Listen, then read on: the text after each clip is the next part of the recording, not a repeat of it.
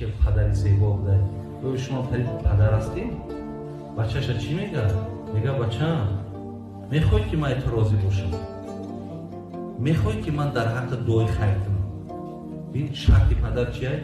نمازات رو بخوان. نمیگه بچه‌م من در همین یگان شرایط امکانیتی خوب که دعات میتونم. ببین میگه بچه‌م دعای من در کارته، راضیگی من در کارته، نمازات رو بخوان، من از تو راضیم. دویم چیزی که لقمان بچه‌ش میگه کجایی در بچه‌م شیشتی امر معروف نهی منکر کن.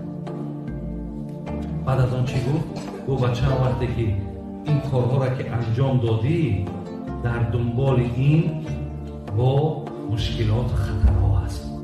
واسه بچه‌م صبر بسیار پاداش بزرگ دارد، بسیار پاداش بزرگ.